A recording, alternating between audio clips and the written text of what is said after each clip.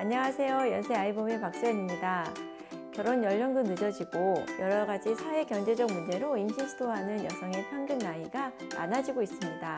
더군다나 계획 임신을 하고 원하는 시기에 분만하고 싶어하는 분들도 계시고 나이에 따라 만성질환 빈도도 높아지고 난임에 대한 관심도 높아지면서 실제로 난임 관련 치료나 시술을 받는 분들이 늘고 있는데요. 난임 클리닉에 내원하여 난임 치료를 시작하게 되면 임신율을 높이기 위한 배란 유도나 인공수정, 시험관 시술 등을 진행하고 이때 다양한 제제의 호르몬제를 쓰게 됩니다. 이런 과배란 유도제나 주사를 쓰면서 자주 듣게 되는 질문이 있는데요. 오늘은 그 중에서 가장 궁금해하시는 두 가지에 대해 알아보겠습니다.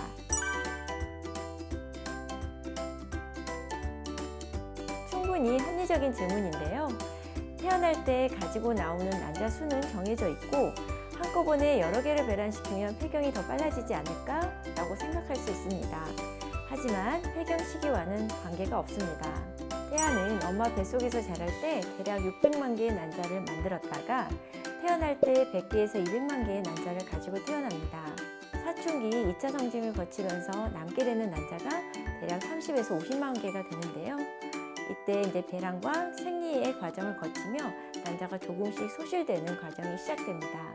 대략 한 주기에 20개의 동남포에서 1개의 성숙 난자가 배란되고 1년의 생리를 12번 하게 되면 1년에 240개, 50년 동안 생리를 한다는 가정을 하면 평생 12,000개의 난자가 그 기능을 하고 폐경이 찾아오는 거죠. 대충 계산해도 평생 30분의 1의 난자만 배란되고 나머지는 소실된다는 계산이 나옵니다. 그렇다면 평생 생리를 하고 남아있었던 난자는 어떻게 될까요?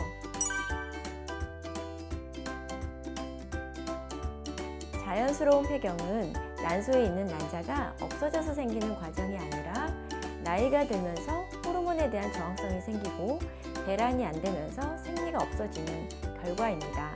따라서 난소에 저항성이 있는 난자가 남아있어도 배란 유도에는 반응이 없거나 과배란 유도에도 배란이 되지 않고 자연스럽게 소멸하게 됩니다. 난임 치료로 시행하는 과배란은 치료 시기에 호르몬에 반응할 수 있는 난자만 일시적으로 키워내는 과정이라 한 주기에 40개씩을 배란시킨다고 해도 절대 폐경이 빨라지지 않습니다.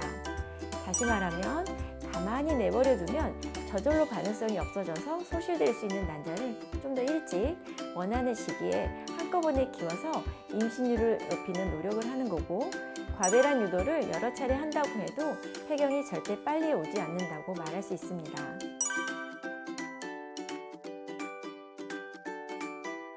호르몬제 사용이 난소에 대한 자극을 주게 되는 과정이라 난소에 대한 나쁜 영향은 없는 건지 특히나 암과의 상관성은 없는 건지 궁금해 하시는데요.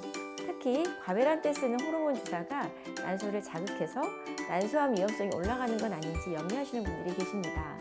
결론적으로 말씀드리면 전혀 그렇지 않다입니다. 2015년에 보고된 논문에 따르면 시험관 시술을 받은 18만 명의 환자를 대상으로 조사하여 시험관 시술 때 사용한 호르몬제에 의한 악성 종양의 위험성이 증가하지 않는다라고 발표했고요. 좀 더 구체적으로 들어가 보면 호르몬과 상관없는 난소암뿐만 아니라 호르몬의 영향을 받을 수 있는 유방암이나 자궁 내막암 또한 그 발생 위험률이 증가하지 않는다라고 발표하였습니다. 또한 2019년 이스라엘 영국으로에서 발표한 논문에서는 40세 이상 시험관 시술을 받은 여성의 유방암 발생률을 보고하였습니다. 그 결과는 유방암 발생 위험률이 전혀 높아지지 않는다라고 결론을 내렸습니다. 시험관 아기 시술이 시작된 지 대략 50년이나 지났습니다. 시험관 시술로 태어난 첫 번째 아기가 어른이 되어서 엄마가 될 만큼의 시간도 지난 만큼 시험관 시술의 결과나 안정성, 태어난 아기들의 건강 상태 등에 대해서도 꾸준히 조사하고 연구되고 있습니다. 시험관 시술 중에 몸도 마음도 힘드실 수 있지만 이 영상이 불필요한 걱정은 줄이시고 편안한 마음으로 시도하시는데 도움이 되었으면 합니다. 감사합니다.